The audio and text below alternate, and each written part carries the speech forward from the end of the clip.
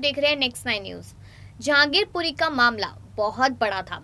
UP सरकार ने bulldozer का मामला बढ़ा के बहुत कुछ हासिल कर लिया। अवैध जगहों का निर्माण जो हुआ था उनका अतिक्रमण करा दिया गया। सारी चीजें लगातार खत्म होती जा रही है। तो क्या यही सॉल्यूशन था इन चीजों का? सभी को मालूम है कि सालों साल हो चुके हैं, जगह जगह पे बांग्लादेशी और रोहिंग्या अपना अवैध कब्जा करके रहते हुए नजर आ रहे हैं। अब सरकार जाग उठी है और यहाँ पर कहा जा रहा है कि आधे से ज्यादा काम तो सिर्फ बीजेपी की एमसीडी का ही है। जगह जगह पर बुलडोजर चलाना, लोगों की आशाएं उजाड़ देना।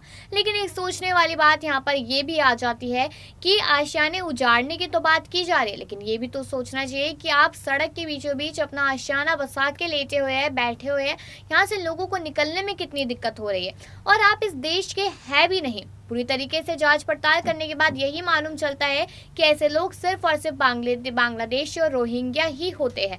तो यहाँ पर एक और खबर हम सामने लेकर आए हैं, जहाँ पर हमने आपको बताया था कि जहांगीरपुरी का मामला हो चुका है और अब शाहीन बाग पर बुलडोजर चलाने की बात की जा रही है।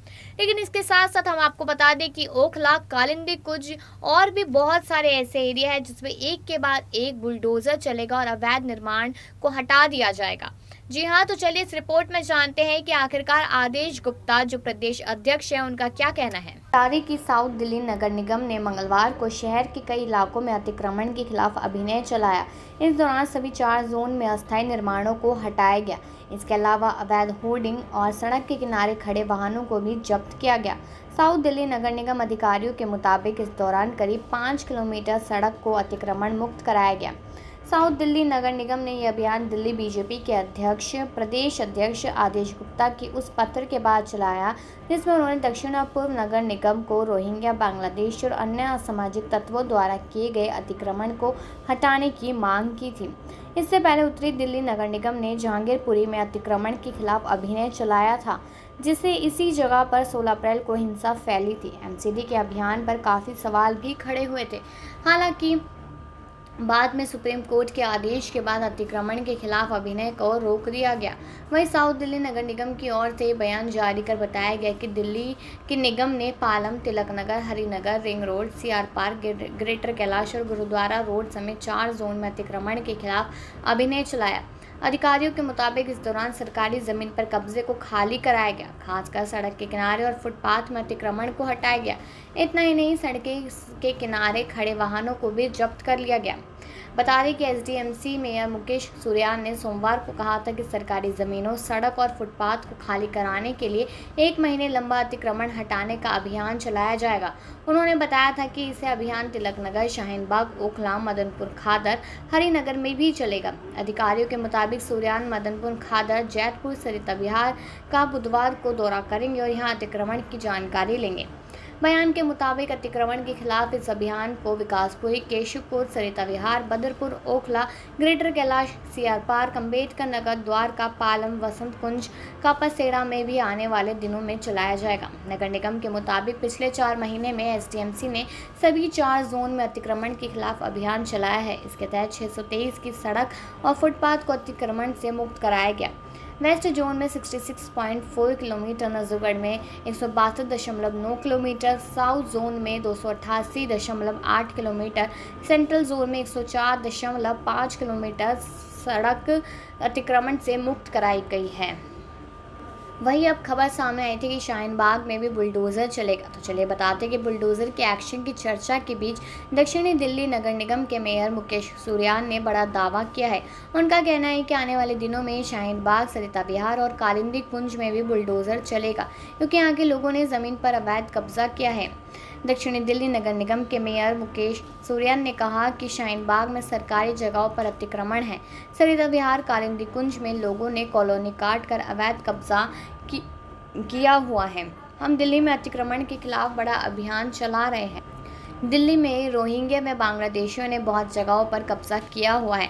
शाहीन बाग में सरकारी जगहों पर अतिक्रमण है। सरिता विहार, कालिंदी कुंज में लोगों ने कॉलोनी काट कर अवैध कब्जा किया हुआ है। साउथ दिल्ली में मेयर सूर्यान कहते हैं कि हमने सर्वे किया है, अब रिपोर्ट आ गई है, जितना और जहां अतिक्रमण है अब उस पर वैसे ही कार्रवाई की जाएगी। साथ ही उन्होंने कहा कि दिल्ली की आप सरकार और केंद्र की पिछली कांग्रेस सरकार को भी घेरा है। वह बोली कि पिछले 70 सालों में कांग्रेस और 7 सालों में आम आदमी पार्टी की सरकार ने कभी दिल्ली वालों के लिए कुछ नहीं सोचा। उन्होंने कहा कि दोनों ही सरकारों ने घुसपैठियों को, बांग्लादेशियों को बसाने का काम किया, लेकिन दिल्ली के नागरिकों की कभी चिंता नहीं की। मेयर ने कहा कि दिल्ली वाले पानी की किल्लत से जूझ रहे हैं, लेकिन आम आदमी पार्टी की सरकार उनके विधायक रोहिंग्यों को पानी पिला रहे हैं। मुकेश ने आगे आरोप लगाया कि दिल्ली सरकार रोहिंग्या को नाइट शेल्टर्स में बसा रही है, उनको खाना भी दे रही है। इसकी वजह से अब लोग भी इस चीज़ को समझते जा रहे हैं कि आखिरकार बुलडोज़र दिल्ली में क्यों चलाया जा रहा है। लेकिन आपको बता दें कि जिस तरीके से लगातार बुलडोज़र चलाने की बात की जा रही है और चलाया भी जा रहा है, उससे काफ़ी ज़्यादा लोग यहाँ पर परेशान हैं। कहा जा रहा है कि लोगों के आशियाने उजड़ गए, लेकिन सोचने वाली बात यह है कि पहले ही क्यों नहीं सोचा गया कि आपको अवैध कब्जा नहीं करना है। वहीं पर आगे बता दें कि कुछ दिनों पहले की खबर थी, राजस्थान के अलवर में मंदिर पर बुलडोज़र चलाया गया, जिसके बाद बीजेपी और कांग्रेस दोनों ही दलों ने एक दूसरे पर आरोप लगाना शुरू कर दिया। इसके साथ ही सियासत तेज हो गई। वहीं दूसरी ओर ये विवाद अब राजधानी दिल्ली तक पहुंच गया है। शनिवार को सत्तारूढ़ आम आदमी पार्टी ने दक्षिणी दिल्ली के श्रीनिवासपुरी स्थित मंदिर के बाहर प्रदर्शन शुरू कर दिया था।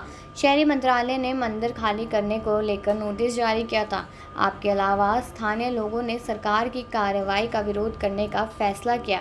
वहीं नीलकंठ महादेव मंदिर के बाहर सरकार ने नोटिस लगाया। इस नोटिस में कहा गया है कि यह देखा गया है कि आपने श्रीनिवासपुरी में परियोजना स्थल पर धार्मिक स्थल खड़ा किया है। यह एक स्थापित तथ्य है कि ये भारतीय सरकार की LODO की ज़मीन है और आपने अनधिकृत रूप से सरकारी ज़मीन पर कब्जा और अतिक्रमण किया है। इसे जारी किए गए नोटिस में दिल्ली हाईकोर्ट के आदेश का भी जिक्र किया गया है। इस नोटिस में लिखी गई ज़रूरी बात यह है कि श्रीनिवासपुरी दिल्ली के उन स्थानों में से एक है जिसे केंद्रीय एजेंसियां दोबारा विकसित कर रही है। मंत्रालय के नोटिस के अनुसार मंदिर के प्रभारियों को परिसर खाली करना होगा। ऐसा नहीं होने की स्थिति में मंत्रालय बाहर निकालने और स्थल पर काम ढहाने का काम करेगा। यह मंदिर साई श्रद्धा मंदिर के तहत रजिस्टर्ड भी है। इसके साथ साथ बताते चले कि मंदिर का पुनरुद्धार 2002 में हुआ था और मैं यहाँ तब से मुख्य पुजारी हूँ। रंजन प्रसाद ने कहा कि स्थानीय लोगों का नीलकंठ महादेव मंदिर में भरोसा है। हमें केंद्रीय एजेंसी से नोटिस मिला है। साथ ही साथ मंदिर ट्रस्ट का प्रबंधन देखने वाली समिति के सदस्य ने कहा कि हम चाहेंगे कि मंदिर को कुछ ना हो। अगर सरकार इसे ढहाने का अड़िग है तो इसे सुरक्षित रूप से दूसरी तरफ ले जाया जाना भी बेहद ज़रूरी है। अब हम तो लगातार यही चीज़ देख रहे हैं कि कभी मंदिर ढहाए जा रहे हैं तो कभी मस्जिद, और लगातार कहा जा रहा है कि अवैध निर्माण है।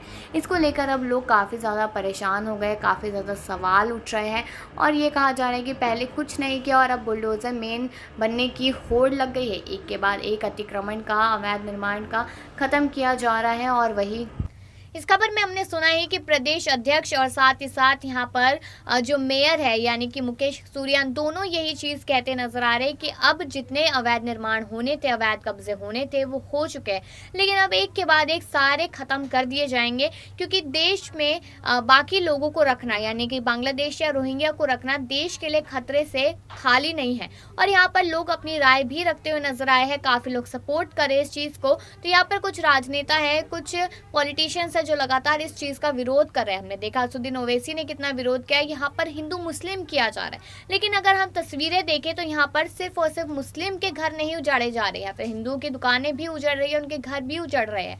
तो आपको क्या लगता है कि ये सरकार द्वारा उठाया गया कदम पूरी तरीके से सही है या नहीं? अपनी राय जरूर दीजिएगा और बाकी खबरों के लिए बने रहिए नेक्स्ट 9 न्यूज़।